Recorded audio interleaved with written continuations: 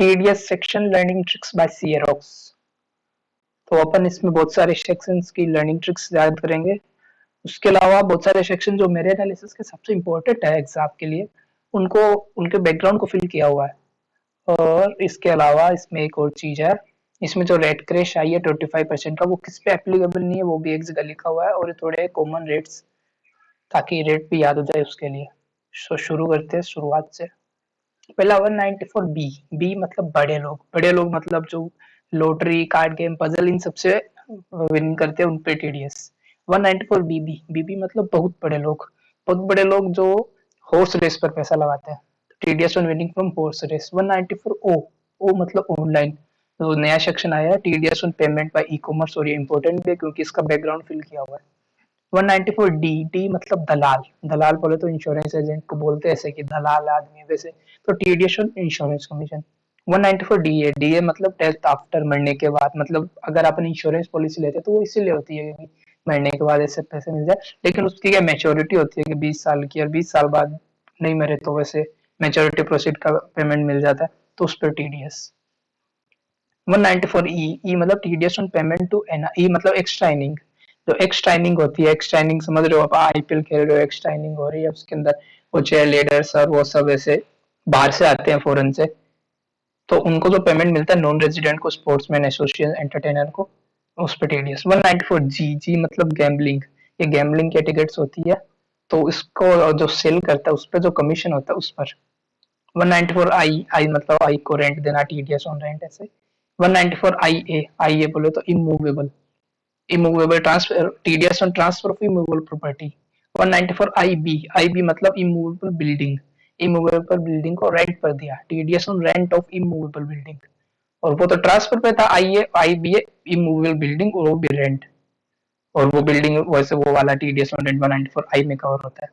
194 L A. L A का वैसे भी हो सकता है लैंड एक्विजिशन, या फिर ऐसा भी हो सकता है कि ला गई अपना घर निकाल, चल चल ला अपना घर निकाल। TDS on compensation for compulsory acquisition of immovable property.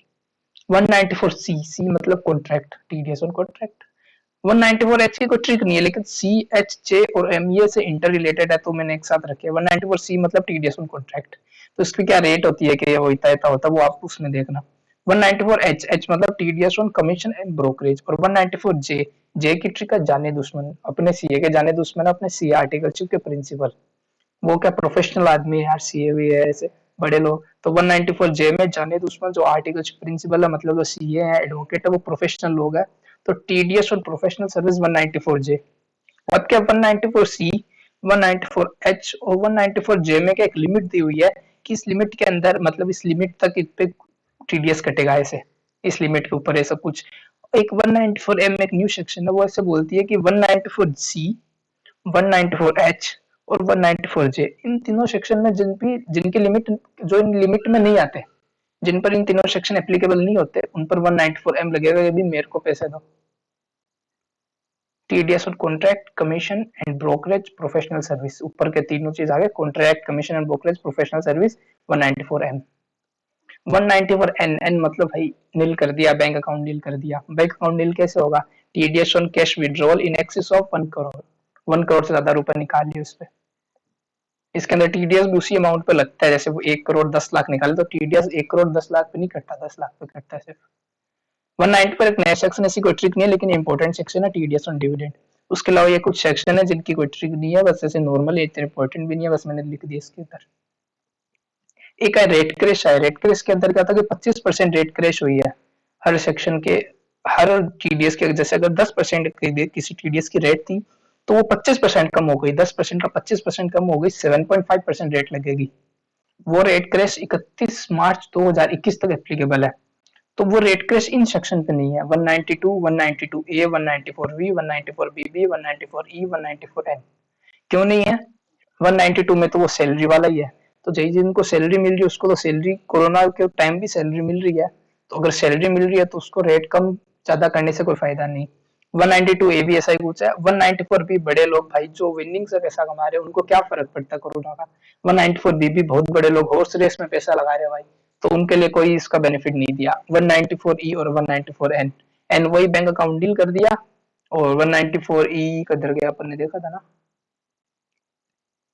194 E era x training वाले एनआर लोग आए हैं, उनको कोई अपन बेनिफिट नहीं दे रहे, नॉन रेजिडेंट को। और टीडीएस के कॉमन रेट बताते हैं बी और बीबी, मतलब बड़े लोग, बहुत बड़े लोग जो विनिंग से पैसा कमाते हैं उस पर 30% रेट है फ्लैट सीधी टीडीएस। इंटरेस्ट की इनकम जो कमाते हैं 193 में, 194 ए में, 194 के में, सब पे 10% रेट है। और जो कमीशन की इनकम है जिन मोस्टली उन पे 5% रहता है। 194 डी, 194 जी, 194 एच 5% कमीशन, इंटरेस्ट पे 10%, विनिंग पे 30%।